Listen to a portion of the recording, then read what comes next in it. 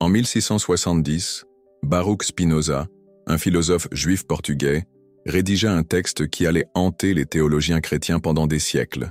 Il n'attaqua pas la foi, il ne se moqua pas des Écritures, il appliqua simplement la logique pure à l'un des dogmes les plus admis du christianisme et découvrit quelque chose de profondément troublant, le dogme des 3 jours du Christ en enfer. Vous connaissez l'histoire. Jésus meurt sur la croix un vendredi, descend aux enfers pendant 3 jours, ressuscite le dimanche. Simple, n'est-ce pas? Spinoza, lui, ne trouvait pas cela simple. Il trouvait cela impossible.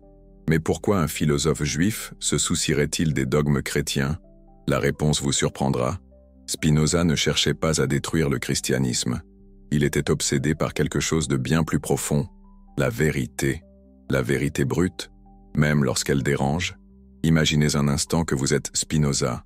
Vous maîtrisez l'hébreu ancien mieux que la plupart des pères de l'Église. Vous connaissez les Écritures juives comme peu. Et puis, vous lisez les évangiles chrétiens. Et quelque chose ne colle pas. Les chiffres ne concordent pas. Les chronologies se contredisent. Les Écritures même que les chrétiens utilisent pour défendre ce dogme le détruisent en réalité. Avez-vous déjà fait le calcul? Jésus meurt vendredi après-midi, ressuscite dimanche matin. Combien de temps cela représente-t-il? Au maximum, 36 heures. Où sont les 3 jours complets? Où sont les 72 heures exigées par le dogme? Spinoza fit ses calculs, et ils le menèrent à une conclusion dévastatrice.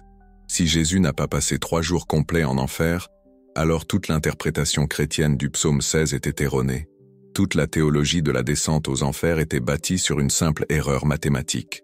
Mais attendez, les choses deviennent encore plus étranges, car lorsque Spinoza enquêta sur l'origine de ce dogme des 3 jours, il découvrit quelque chose que les autorités ecclésiastiques préféraient oublier.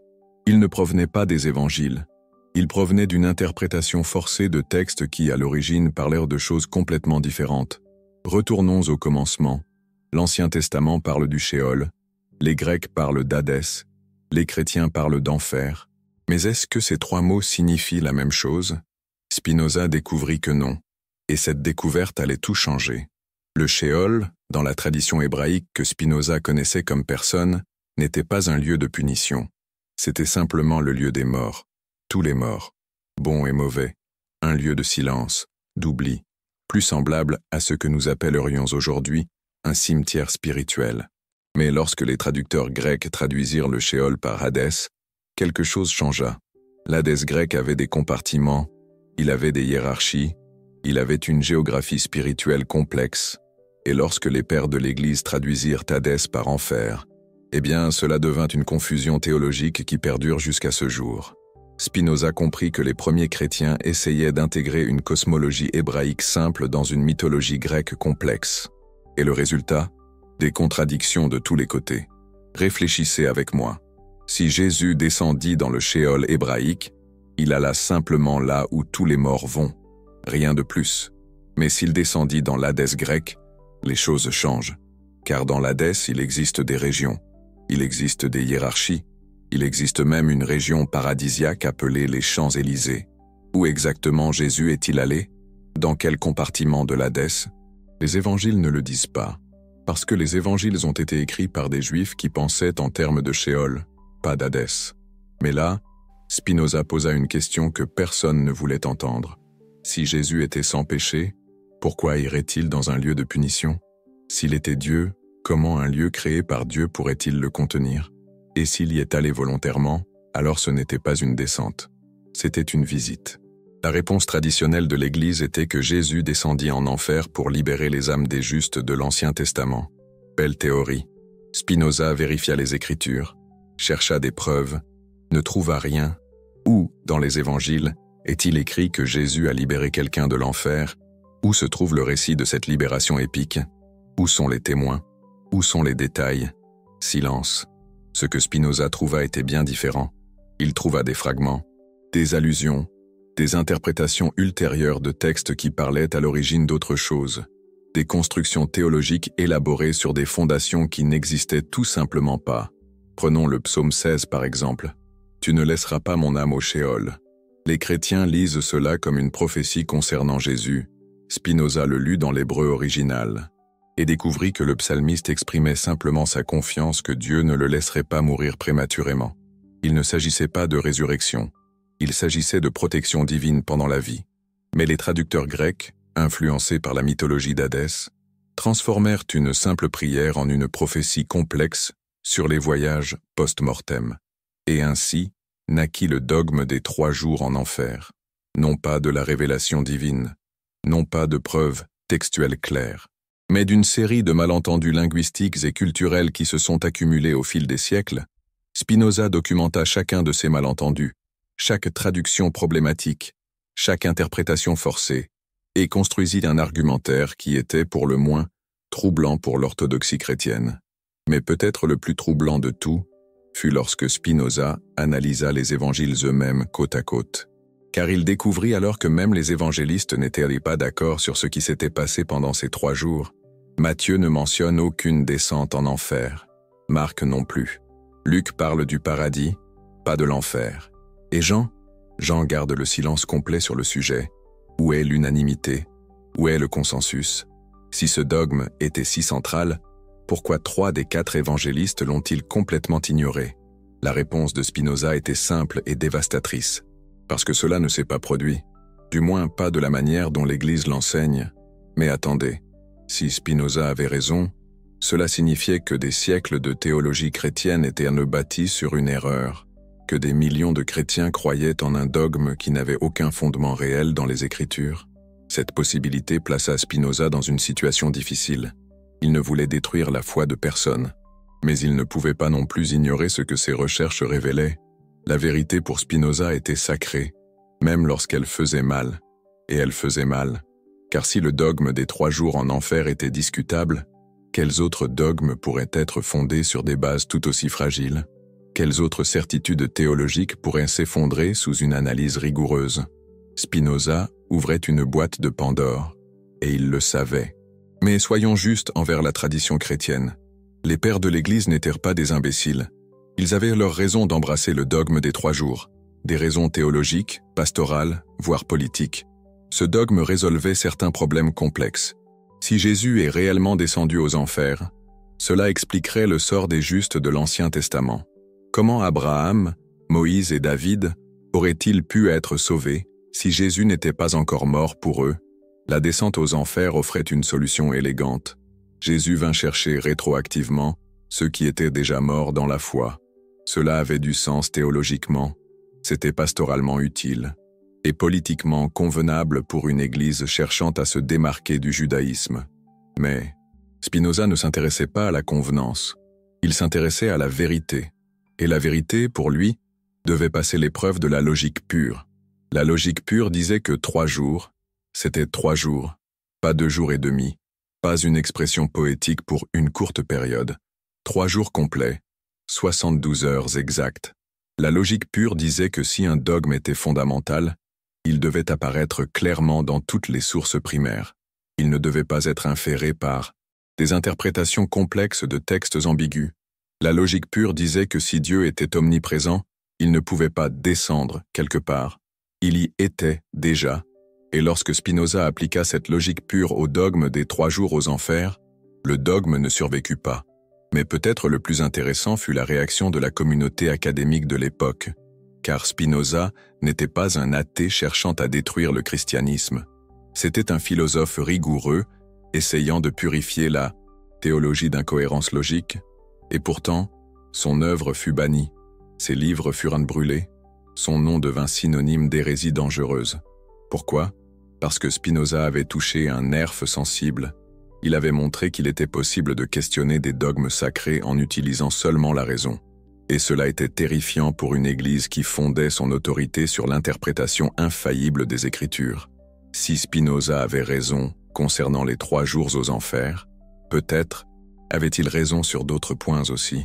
Peut-être d'autres dogmes étaient-ils aussi des constructions théologiques postérieures, et non des révélations divines originales. Cette possibilité était inacceptable. Spinoza dut donc être réduit au silence. Mais les idées, une fois libérées, ne peuvent plus être emprisonnées. La question de Spinoza continua de résonner à travers les siècles. Jésus a-t-il réellement passé 3 jours aux enfers? Les preuves soutiennent-elles réellement ce dogme? Et aujourd'hui, plus de 300 ans plus tard, ces questions restent pertinentes, car dans un monde qui valorise les preuves et la logique, les réponses de Spinoza prennent plus de sens que jamais. Mais avant de continuer, je dois vous parler d'une découverte que Spinoza fit et qui changea complètement sa perspective sur toute cette question, une découverte que même les plus grands théologiens de l'époque ne connaissaient pas, une découverte cachée dans les textes apocryphes que l'Église décida de ne pas inclure dans le canon biblique, car il se trouve qu'il existe d'autres évangiles, des évangiles qui racontent une version complètement différente de ce qui s'est passé durant ces 3 jours, des évangiles que l'Église primitive connaissait mais qu'elle choisit de rejeter. Et dans ces évangiles, l'histoire des 3 jours aux enfers ne devient pas seulement plus compliquée, elle devient complètement méconnaissable. Spinoza eut accès à certains de ces textes, et ce qu'il y trouva vous surprendra, car si les évangiles canoniques sont vagues sur la descente aux enfers, les évangiles apocryphes sont explicites et contradictoires. L'évangile de Nicodème, par exemple, donne une description détaillée de la descente de Jésus aux enfers. Mais lorsque vous comparez cette description avec d'autres textes apocryphes de la même époque, les différences sont criantes. Dans certaines versions, Jésus va aux enfers comme un conquérant, brisant les portes et libérant les prisonniers. Dans d'autres, il va comme un négociateur passant des accords avec les pouvoirs des ténèbres. Dans d'autres encore, il va comme un visiteur, observant simplement les souffrances des damnés. Quelle version est juste? Comment choisir entre des récits qui se contredisent fondamentalement? Spinoza réalisa que cette multiplicité de versions n'était pas une coïncidence. C'était une preuve. La preuve que l'histoire des 3 jours aux enfers n'était pas une mémoire historique, fidèlement préservée. C'était une légende qui grandissait et se modifiait au fil du temps. Chaque communauté chrétienne primitive avait sa propre version de l'histoire. Chaque scribe qui copiait les textes ajoutait ses propres détails. Chaque théologien qui interprétait les événements ajoutait ses propres spéculations. Et ainsi, ce qui a peut-être commencé comme une simple affirmation sur la mort réelle de Jésus se transforma en une épopée cosmique à travers des royaumes spirituels complexes. Mais Spinoza posa une question encore plus fondamentale. Pourquoi cette transformation s'est-elle produite? Qu'est-ce qui a poussé les premiers chrétiens à élaborer un dogme aussi complexe sur quelque chose que les évangiles eux-mêmes traitent de manière si simple? La réponse, selon Spinoza, résidait dans la pression culturelle que le christianisme primitif subissait. Les chrétiens étaient en compétition sur le marché religieux du monde gréco-romain. Et sur ce marché, les histoires simples ne se vendaient pas bien. Les cultes mystères grecs avaient des voyages élaborés à travers le monde souterrain. Les religions de salut oriental avaient des batailles cosmiques entre le bien et le mal. Le judaïsme lui-même développait des apocalypses complexes sur la fin des temps. Comment le christianisme pouvait-il rivaliser avec tout cela en offrant seulement l'histoire simple d'un charpentier juif mort sur une croix? La réponse fut d'embellir l'histoire, d'ajouter des éléments dramatiques, de transformer une exécution romaine routinière en une aventure cosmique d'envergure épique. Et le dogme des 3 jours aux enfers fit partie intégrante de cette transformation. Jésus n'est pas seulement mort, il est descendu au cœur même des ténèbres. Il a affronté les pouvoirs du mal sur son propre territoire, et il en est sorti victorieux. C'était une histoire puissante, c'était une histoire vendable, mais était-ce une histoire vraie? Spinoza avait des doutes, et ces doutes s'approfondirent lorsqu'il commença à analyser non seulement le contenu du dogme, mais aussi sa chronologie de développement, car il se trouve que le dogme des 3 jours aux enfers n'apparaît pas entièrement formé dans les textes les plus anciens du christianisme. Il se développe progressivement, il évolue au fil du temps, il gagne en détail et en complexité au fil des siècles. Ceci est typique des légendes, et non des mémoires historiques. Les mémoires historiques ont tendance à perdre des détails avec le temps. Les légendes gagnent des détails, et le dogme des 3 jours aux enfers a définitivement gagné des détails. Dans les écrits de Paul, la plus ancienne source chrétienne que nous ayons, il n'y a pas de mention explicite de la descente aux enfers. Paul parle de la mort et de la résurrection de Jésus, mais n'élabore pas sur ce qui s'est passé pendant la période intermédiaire.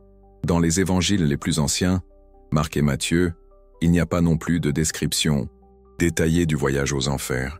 Il n'y a que des affirmations simples sur la mort et la résurrection, seulement des affirmations brèves, dépouillées. C'est seulement lorsqu'on arrive aux textes les plus tardifs, écrits des décennies, voire des siècles après les événements, que le dogme prend sa forme élaborée. Et même dans ces textes tardifs, les versions varient dramatiquement.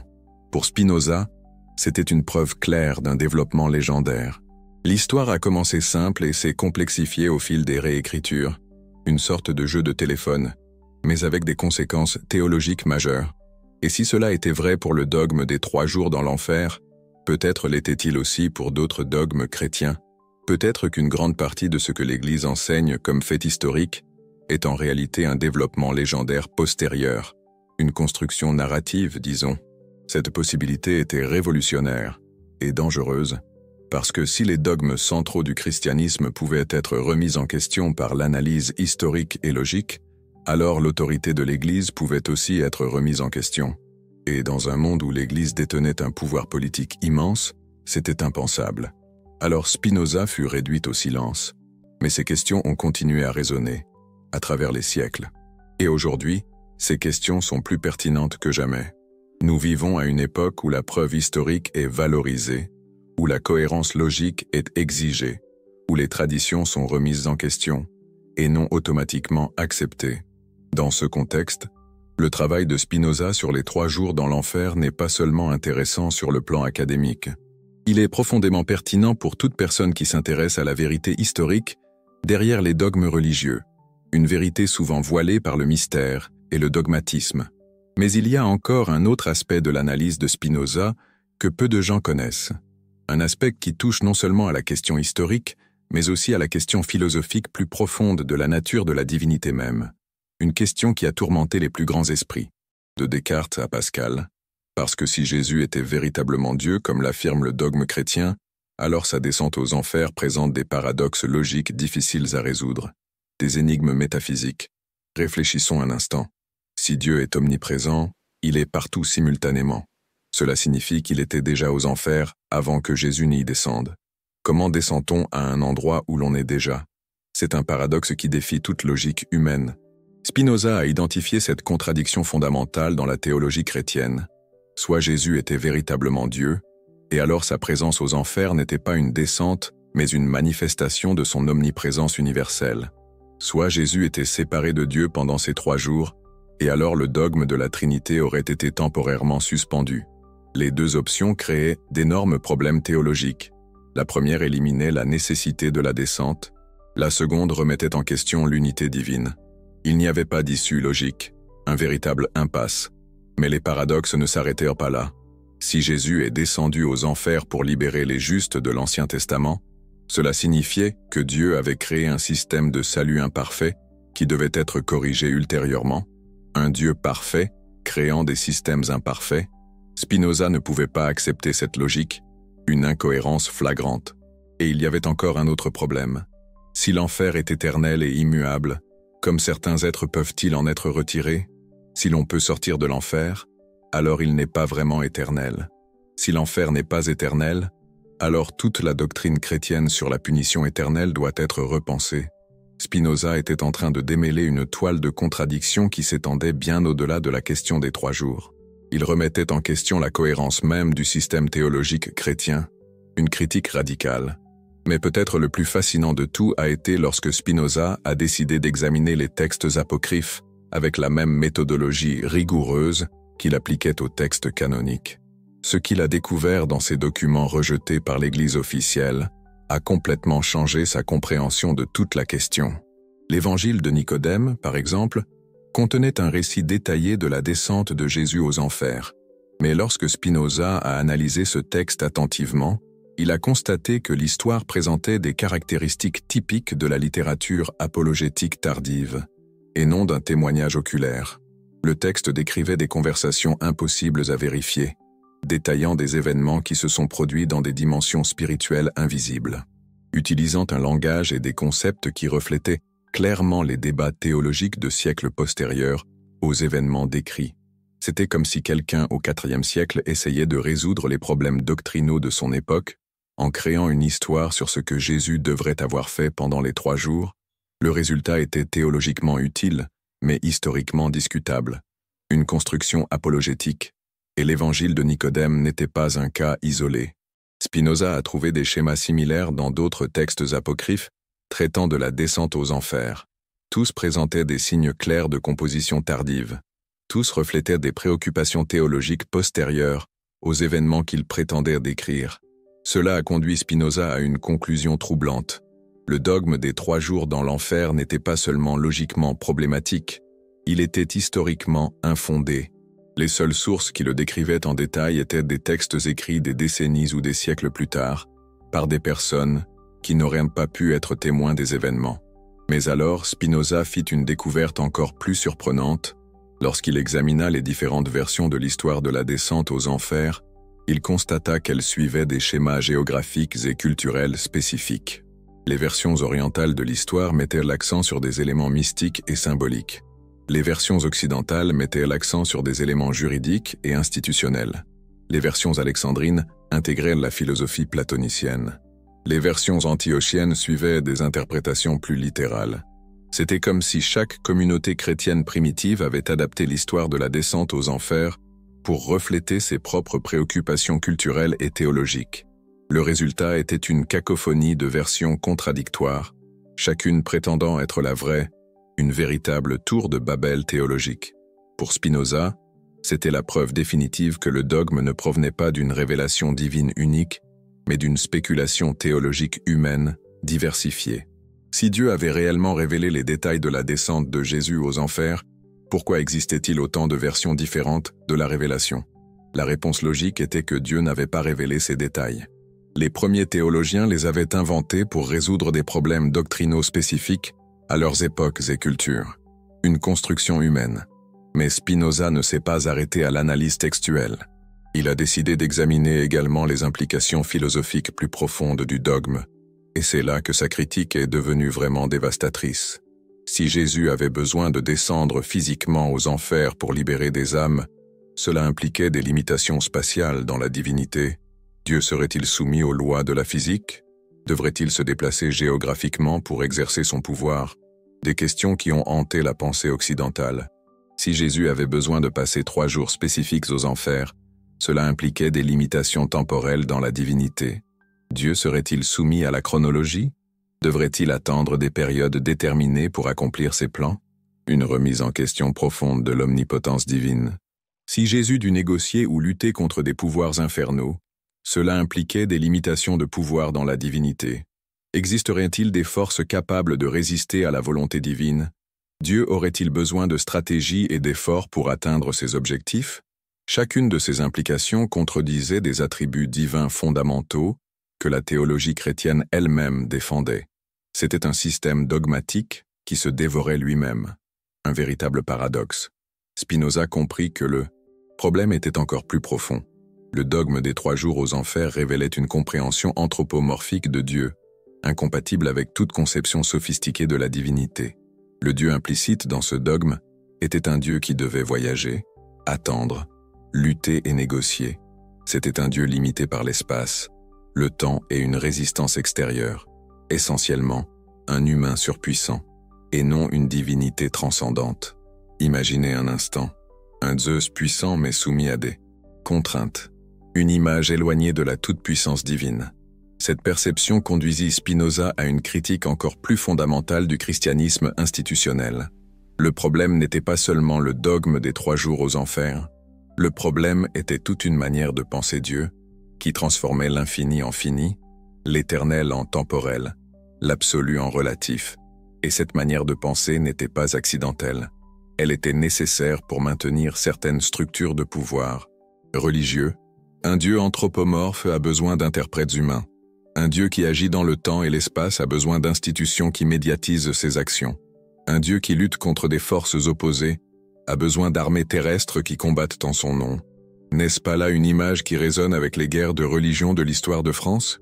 Spinoza commença à voir le dogme des 3 jours aux enfers, non seulement comme une erreur théologique, mais comme un outil de contrôle social. Il créait une cosmologie du conflit qui justifiait les hiérarchies religieuses et les autorités interprétatives. Si Jésus lui-même dut descendre physiquement aux enfers pour résoudre des problèmes spirituels, combien plus les chrétiens ordinaires aurait-il besoin de médiation institutionnelle pour naviguer les questions de salut et de damnation? Une question qui résonne avec les préoccupations profondes de l'homme face à l'inconnu. Le dogme transformait chaque croyant en dépendant des autorités religieuses qui prétendaient connaître les détails de la géographie spirituelle et de la chronologie salvifique. C'était théologiquement commode pour ceux qui détenaient le pouvoir ecclésiastique, une situation qui a malheureusement marqué bien des époques. Mais Spinoza ne s'intéressait pas seulement à la critique, il voulait proposer des alternatives. Et son alternative était radicale dans sa simplicité. Au lieu d'un Dieu anthropomorphe qui descend aux enfers dans des voyages épiques, Spinoza proposait un Dieu identique à la nature. Un Dieu qui n'avait pas besoin de voyager parce qu'il était déjà partout. Un Dieu qui n'avait pas besoin de lutter parce qu'il n'y avait pas de forces externes qui s'opposaient à lui. Une idée qui rappelle la pensée de Descartes sur la substance unique. Dans cette vision spinoziste, la mort de Jésus n'impliquait pas de descente dans des royaumes spirituels spécifiques, elle impliquait simplement le retour d'une manifestation particulière de la substance divine à sa forme universelle. Il n'y avait pas de voyage, pas de bataille, pas de chronologie spécifique, il n'y avait que le mouvement éternel de la réalité unique s'exprimant à travers des formes infiniment variées, une idée qui résonne avec la complexité de l'univers. C'était une vision qui éliminait complètement la nécessité du dogme des 3 jours aux enfers, non pas parce qu'elle niait la signification de la mort de Jésus, mais parce qu'elle situait cette signification dans un contexte métaphysique complètement différent. Pour Spinoza, Jésus n'avait pas besoin de descendre aux enfers parce qu'il n'avait jamais cessé d'être uni à la réalité divine qui imprègne toute chose. Sa mort était réelle, mais sa séparation de Dieu était illusoire. Une idée audacieuse qui remet en question les dogmes établis. Cette perspective résolvait tous les paradoxes logiques que Spinoza avait identifiés dans la doctrine traditionnelle. Il n'y avait plus de problème d'omniprésence divine, parce que Dieu ne se déplaçait pas spatialement. Il n'y avait plus de problème de chronologie, parce que l'action divine n'était pas limitée par des périodes temporelles spécifiques. Il n'y avait plus de problème de résistance externe, parce qu'il n'existait pas de forces véritablement extérieures à la réalité divine. Une vision harmonieuse et cohérente. C'était une solution élégante. Elle était philosophiquement sophistiquée, et elle était complètement inacceptable pour l'orthodoxie chrétienne de l'époque, parce que la solution de Spinoza éliminait non seulement le dogme des 3 jours aux enfers, mais toute la nécessité de médiation institutionnelle. Si Dieu était identique à la nature et présent en toutes choses, alors chaque personne avait un accès direct au divin. Pas besoin de prêtres, de papes ou de théologiens pour interpréter la géographie spirituelle. L'existence même était une révélation suffisante, une idée révolutionnaire pour l'époque. Cette implication était révolutionnaire. Alors Spinoza fut réduit au silence. Ses livres furent bannis, et ses idées furent déclarées hérétiques, un sort réservé à bien des penseurs novateurs. Mais les questions qu'il souleva sur les 3 jours aux enfers sont restées pertinentes, parce qu'elles touchaient à des questions fondamentales sur la preuve, la logique et l'autorité ecclésiastique. Si un dogme central du christianisme pouvait être remis en question par une analyse rigoureuse des textes originaux, quel autre dogme pourrait reposer sur des fondations aussi fragiles? Si des contradictions logiques pouvaient être identifiées dans des enseignements acceptés depuis des siècles, cela signifiait-il que la tradition en soi n'était pas une garantie de vérité? Si les autorités religieuses avaient préservé et promu des dogmes historiquement contestables, cela compromettait-il leur crédibilité dans d'autres domaines? Ces questions n'avaient pas de réponse facile, et c'est peut-être précisément pour cela qu'elles étaient si dangereuses. Mais il y avait encore un autre aspect de l'analyse de Spinoza qui mérite attention. Son enquête sur les 3 jours aux enfers l'a conduit à des découvertes surprenantes sur la nature même de la formation doctrinale dans le christianisme primitif. Spinoza réalisa que de nombreux dogmes chrétiens fondamentaux ne provenaient pas de révélations directes, mais de besoins apologétiques. Les premiers théologiens chrétiens répondaient constamment aux objections des critiques juifs, païens et gnostiques, et dans le processus de formulation de ces réponses, ils ont fini par créer des dogmes qui allaient bien au-delà de ce qui était explicitement présent dans les textes fondateurs. Le dogme des 3 jours aux enfers était un exemple parfait de ce processus.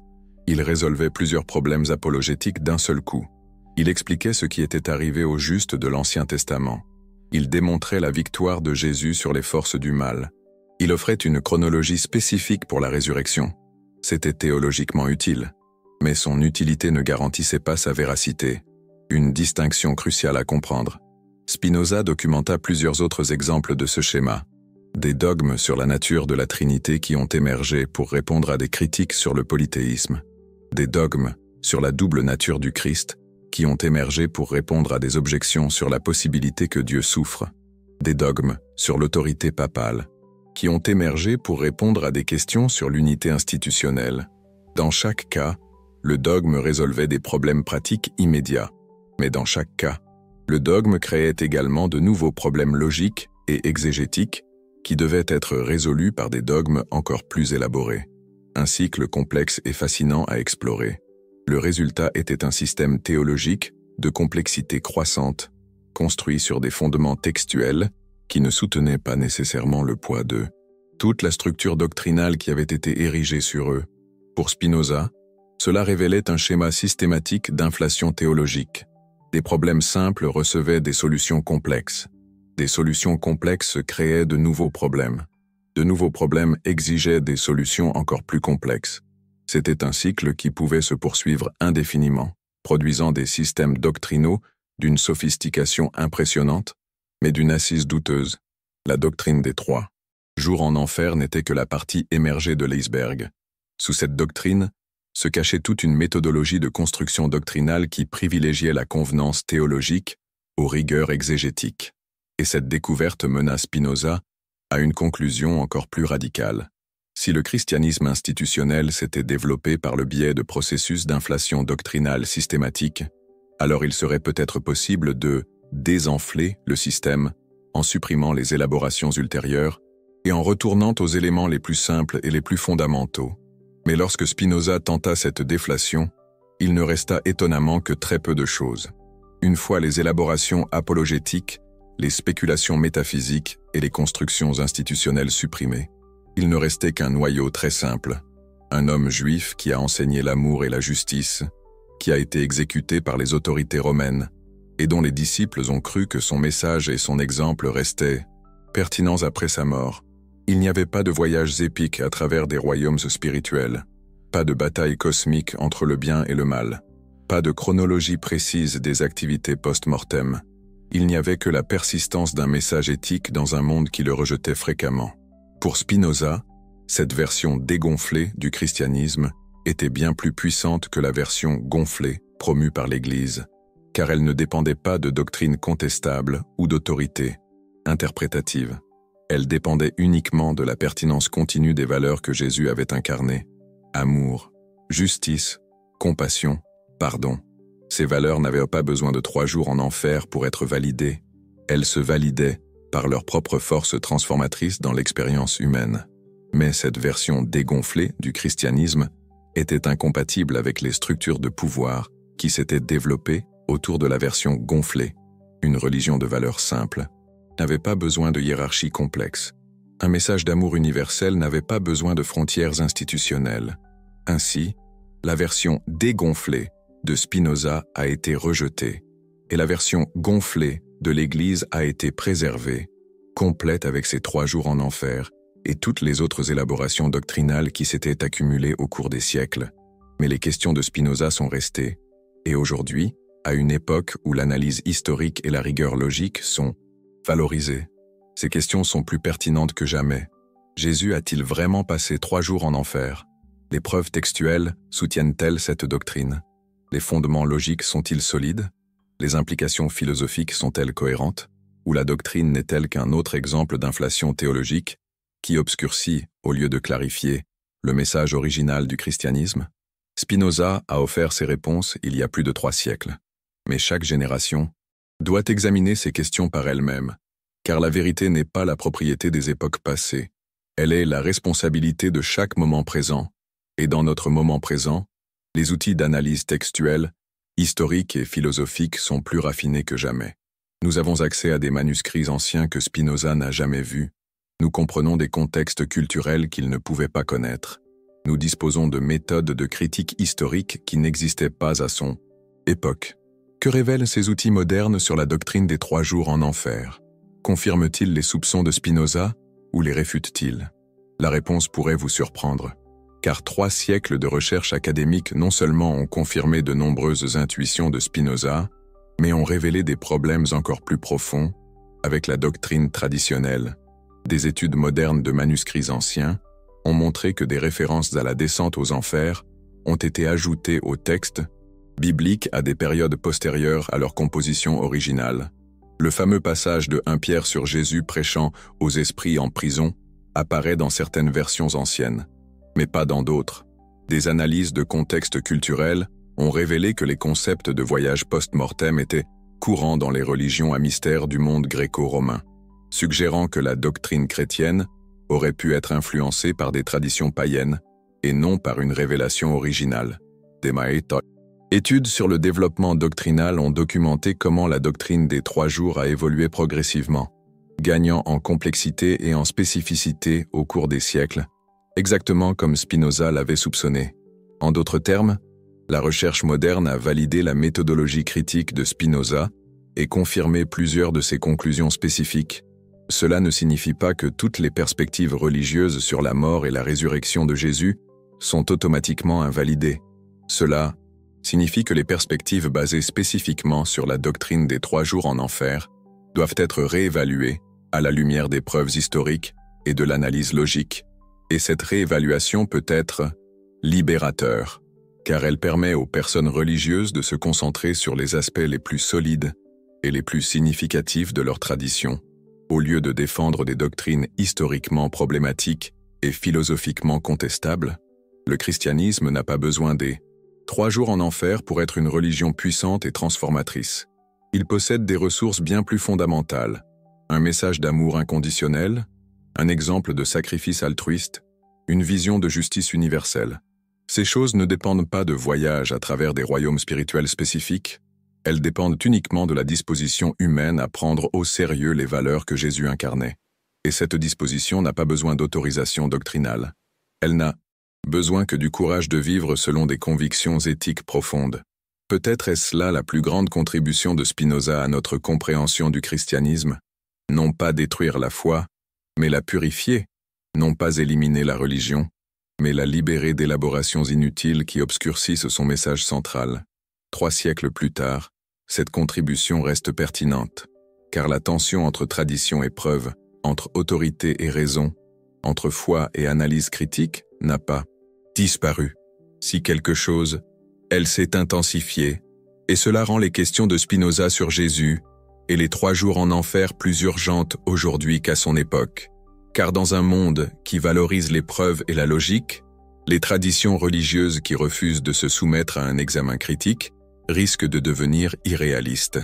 Mais les traditions qui embrassent l'analyse critique comme outil de purification et d'approfondissement peuvent découvrir des ressources de sens encore plus puissantes que les systèmes doctrinaux qu'elles remplacent. Il ne s'agit pas de savoir si Jésus a passé 3 jours en enfer.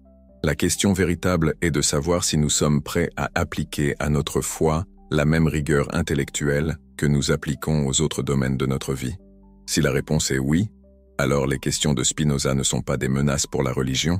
Au contraire, elles représentent des opportunités, des occasions de construire une religion plus profonde, plus honnête et plus transformatrice. Et c'est peut-être précisément ce dont notre monde a besoin aujourd'hui. Ce questionnement rigoureux, cette recherche de vérité, même douloureuse, rappelle l'esprit cartésien de la méthode et de la recherche de la certitude indubitable. Une quête qui résonne profondément dans la culture française, héritière d'une longue tradition philosophique. Penser la foi avec la même acuité que Pascal interrogeait l'existence de Dieu, voilà un défi stimulant, et peut-être la clé pour une foi renouvelée. Une foi qui dépasse les simples affirmations dogmatiques pour s'ancrer dans une expérience plus authentique et personnelle. Une expérience capable de répondre aux doutes et aux questionnements de notre époque. Une foi qui, loin de craindre la critique, la voit comme une invitation à une compréhension plus profonde, à une confrontation nécessaire entre la foi et la raison, à l'image de cette confrontation si fertile entre la foi chrétienne et la pensée philosophique grecque qui a marqué si profondément l'histoire intellectuelle de l'Occident, l'audace intellectuelle, le courage de remettre en question, même les vérités les plus chéries, c'est peut-être là le véritable chemin vers une foi vivante et actuelle, une foi capable de répondre aux angoisses existentielles de l'homme moderne. Une foi qui ne se contente pas de réponses toutes faites, mais qui encourage la recherche incessante, la quête inlassable du sens. Imaginez un tel renouvellement de la foi, une telle renaissance spirituelle. Ce serait un événement majeur, un véritable tournant, un cadeau inestimable pour l'humanité, un cadeau dont l'impact pourrait être plus grand, plus durable que l'on pourrait imaginer.